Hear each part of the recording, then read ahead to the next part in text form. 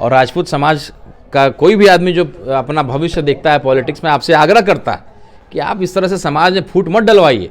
कभी पंडित जी लोग से झगड़ा करवा देते हैं, कभी दलित भाइयों से झगड़ा करवा देते हैं। हम लोग को भी सियासत करना है, हम लोग भी राजनीति करना चाहते हैं। आपसे आग्रह है, हाथ जोड़ करके विनती है कि इस तरह से झगड़ा मत करवाइए। आपका व्यक्तिगत झगड़ा हो तो आप करिए, समाज का जो है झगड़ा मत कराइए। और आप एंटी दलित छवि से पहले ही ग्रसित थे, क्योंकि आप एक दलित IAS की हत्या में आरोपित हैं, आपने सजा भी काटा है।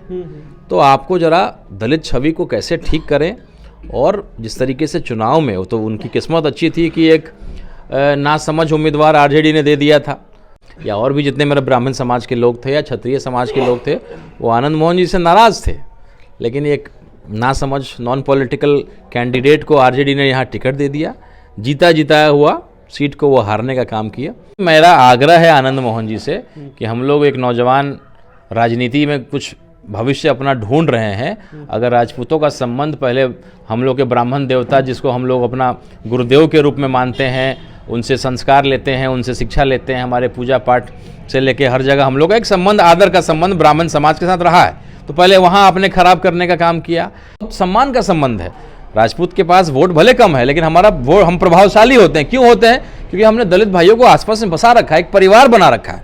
तो अभी आप देखिए क्या कर रहे हैं, आप राजपूत और दलित का जो है झगड़ा करवा रहे हैं। नीतीश जी ने जवाब दे दिया ना। आप यहाँ आप बोल रहे हैं दलित के खिलाफ, चिराग पासवान जी के खिलाफ, और नीतीश कुमार उनके घर जा रहे हैं, उनका पीठ सहला रहे हैं, उनको आशीर्वाद दे रहे हैं। ये तो दिखा रहा है कि आप क्या, आपके इसके वजह से क्या हो रहा है। इसका खामियाजा जो है भुगतना पड़ेगा। नमस्कार, न्यूज जंक्शन बिहार देख रहे हैं आप। मैं हूं आपके साथ शिवम। देखिए हमारे साथ मौजूद हैं राणा रणजीत सिंह, AIMIM के बहुत मजबूत नेता हैं, शिवहर लोकसभा के पूर्व प्रत्याशी रह चुके हैं, AIMIM के प्रदेश सचिव भी हैं।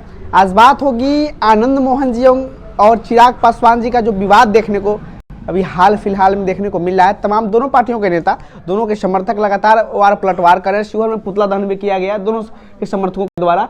क्या ये दिख रहा है आपको? हमेशा आनंद मोहन जी किसी न किसी विवाद में हमेशा दिखते हुए नजर आते हैं। देखिए, थोड़ा संयम जो है दिखाना चाहिए। हम लोग के गार्जियन स्वरूप हैं और सीनियर नेता समाज के रहे हैं, तो मैं उनसे एक ही सवाल करना चाहता हूं कि अगर आप चाहते हैं कि कोई राजपूत का बेटा भी सांसद विधायक बने, क्योंकि आप तो 90 के दौर से थे और 90 का दौर का राजनीति का तरीका अलग था, अब तरीका बदल गया है। तो अगर आप चाहते हैं कि राजपूत समाज का बेटा भी विधायक बने, सांसद बने और राजपूत समाज सियासत में मजबूत हो, तो ये तय है कि भाई आपको कहीं ना कहीं कोई बड़े वर्ग को साथ में लेना पड़ेगा, या तो मुस्लिम समाज को या दलित समाज को। तो मैं एक कम उम्र का लड़का इस बात को समझता हूँ, और मैं एक नए समीकरण की बात करता हूँ जिसमें मुस्लिम समाज हो, खास करके पूरा फॉरवर्ड समाज हो, और दलित समाज हो, क्योंकि बाकी उसके बाद बाकी सभी जाति का अपना अपना पार्टी बना हुआ है। पहले आनंद मोहन जी का बयान आया, उसके बाद चेतनानंद जी का तमाम आया, उसके बाद ये बातें लगातार दिखते हुए नजर आ रही थी कि तमाम पार्टियों के नेता, उनके समर्थक, इनके समर्थक लगातार वार पलटवार कर रहे थे। कई लोग तो ये भी बोल गए कि आनंद मोहन जी कौन है, किसी पार्टी में भी नहीं है। आनंद मोहन जी किस पार्टी में है ये तो एक रहस्य है, निश्चित रूप से इसका जवाब उनको देना चाहिए, लेकिन इससे आप आकलन नहीं कर सकते। आनंद मोहन जी बहुत बड़े नेता हैं, न केवल बिहार, पूरे देश में राजपूत समाज के लोग उनको पहचानते हैं और नेता के रूप में उनको स्वीकारते हैं। तो ये बात अगर कोई कह रहा है कि वो उनको मैं पहचानता नहीं हूँ, तो वो गलत बात है। लेकिन आज 16 साल आप जेल में थे, और कहीं ना कहीं नीतीश कुमार जी ने मदद किया, नियम में बदलाव किया, आप जेल से बाहर आए। जेल से बाहर आने के बाद आपको पार्टी का टिकट दिया गया। टिकट देने के बाद आपको हर तरह का मदद किया गया, संसाधन, पैसा जो चुनाव में खर्च होता है से लेकर के नीतीश जी ने दिया। तो इतना कुछ करने के बाद फिर आप चाहते हैं कि आपको मंत्री भी बना दिया जाए। मंत्री नहीं बनाया गया तो उससे भी आपको तकलीफ हो गई। तो थोड़ा सा संयम रखना चाहिए। बाकी उनके परिवार के और भी सदस्य लोग हैं, उनका भविष्य है। और आप एंटी दलित छवि से पहले ही ग्रसित थे, क्योंकि आप एक दलित IAS की हत्या में आरोपित हैं, आपने सजा भी काटा है। तो आपको जरा दलित छवि को कैसे ठीक करें। और जिस तरीके से चुनाव में, वो तो उनकी किस्मत अच्छी थी कि एक नासमझ उम्मीदवार RJD ने दे दिया था, जो नॉन पॉलिटिकल बोलिए उनको, कि इतना बढ़िया माहौल था, लेकिन आपने बैकवर्ड फॉरवर्ड का नारा बुलंद कर दिया। नहीं तो अच्छा खासा आप ही ब्राह्मण समाज से आते हैं, या और भी जितने मेरे ब्राह्मण समाज के लोग थे या क्षत्रिय समाज के लोग थे, वो आनंद मोहन जी से नाराज़ थे। लेकिन एक नासमझ नॉन पॉलिटिकल कैंडिडेट को RJD ने यहाँ टिकट दे दिया, जीता जिताया हुआ सीट को वो हारने का काम किया। उन्होंने दूसरा लहर बना दिया बैकवर्ड फॉरवर्ड का।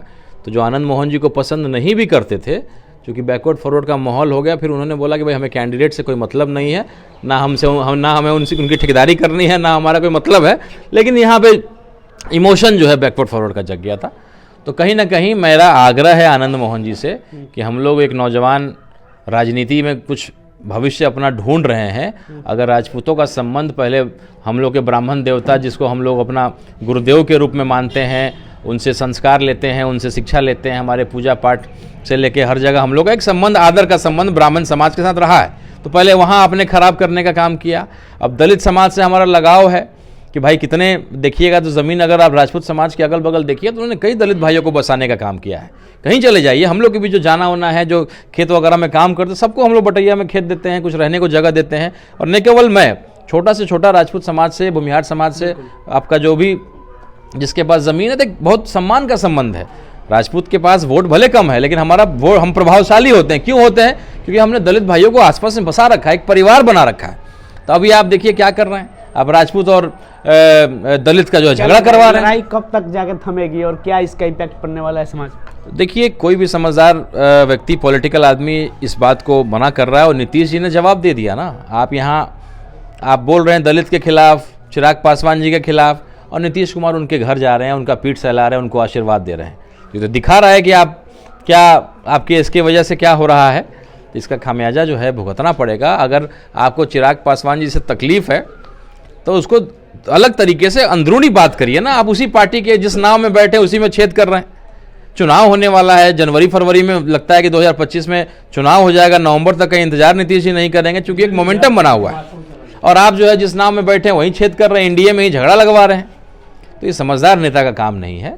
और राजपूत समाज का कोई भी आदमी जो अपना भविष्य देखता है पॉलिटिक्स में, आपसे आग्रह करता है कि आप इस तरह से समाज में फूट मत डलवाइए।